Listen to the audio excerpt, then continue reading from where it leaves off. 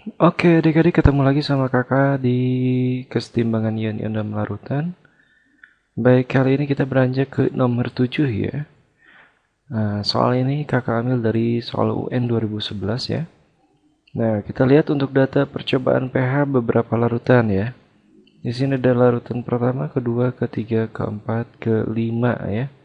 Kemudian ada pH awalnya 5,6, 5,4, 5,2, 8,2, 9,2 gitu ya.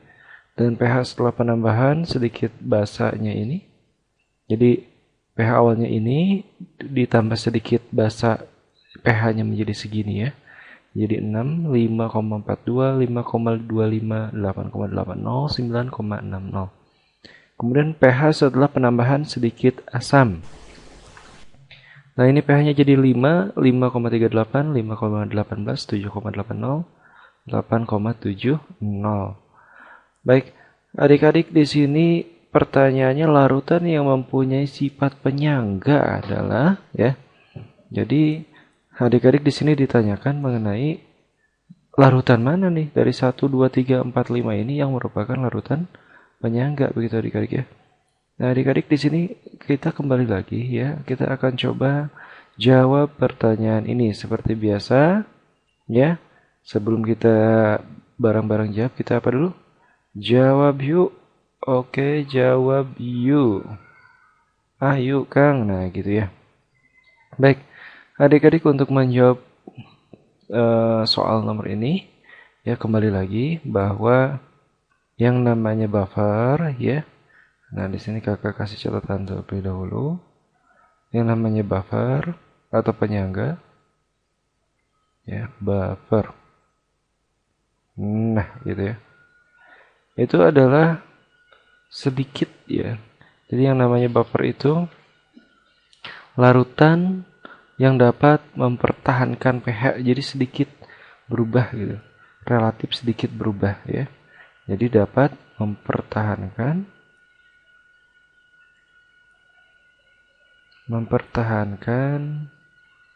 pH awal larutan. Gitu ya.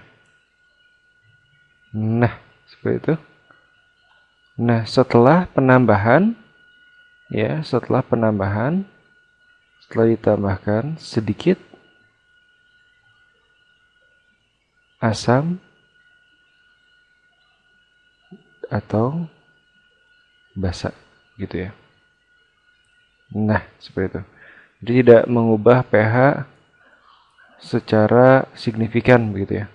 Nah, adik-adik berarti kita harus mengidentifikasi dulu satu-satu larutan mana saja di sini yang memiliki kemampuan mempertahankan pH begitu. Artinya pH awalnya dan pH akhir setelah penambahan sedikit basa dan sedikit asam itu relatif sedikit berubahnya atau tidak berubah sama sekali. Ya, gitu. Kita lihat untuk larutan pertama, ini pH awalnya 5,6. Ditambah basa jadi 6 ya. Meningkat ya. Kemudian sedikit asam dia menurun. Nah, jadi 5 ya. Tapi kita lihat untuk selisihnya ini lumayan tinggi nih. 5,60 ke 6 itu 0,4. Ini relatif besar ya untuk perubahannya. Kemudian ini ketika ditambahkan sedikit asam, pH awalnya 5,6, kemudian berubah jadi 5. Jadi selisihnya 0,6 ya, relatif lebih besar ya untuk perubahannya. Oke, kita lihat untuk nomor 2. Nomor 2 ini berarti 5,4 pH awalnya. Ditambah sedikit basa dia jadi 5,42. Jadi 0,02 adik-adik ya. Di sini. Kemudian di sini ketika ditambah sedikit asam juga sama. Dia berkurang 0,02 ya. Jadi ini 0,02 nih, sedikit sekali untuk perubahannya. Kita tandain dulu ya. Nah, ya. Kemudian yang ketiga 5,2 berubah menjadi 5,25 dan 5,18. Jadi ini relatif kecil juga. Yang ininya ketika ditambah basa dia bertambah 0,05. Kemudian yang ketika ditambah asam ya 0,02 ya, gitu ya. Nah, yang larutan keempat nih 8,2 menjadi 880. Ya berarti ini tambahnya 0,6 Sedangkan ini 8,2 menjadi 7,8 gitu ya. Jadi dari 8,2 dia turun karena ditambah asam. Jadi 7,8 berarti sekitar 0,4 gitu ya. Dan yang terakhir 9,2 jadi 9,6.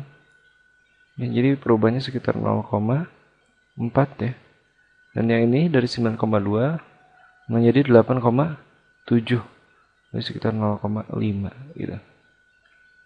Nah, adik-adik setelah kita tahu perubahannya, ya, kita harus memilih atau kita lihat larutan yang memiliki perubahan pH dari awal ke akhir. Awalnya sekian, akhirnya ini sedikit basa sedikit asam. Yang memiliki perubahan paling sedikit adik-adik. Ya, ini kita lihat.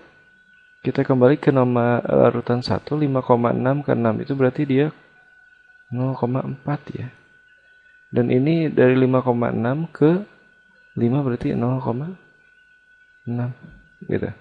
Jadi ini cukup tinggi dibandingkan yang ini 0,02, ini 0,02, ini 0,05, ini 0,02. Jadi yang paling mungkin untuk soal nomor ini adalah larutan 2 dan 3. Nah, kita lihat untuk larutan 2 dan 3 apakah ada? 1 dan 2, 2 dan 3. Berarti jawabannya adalah B.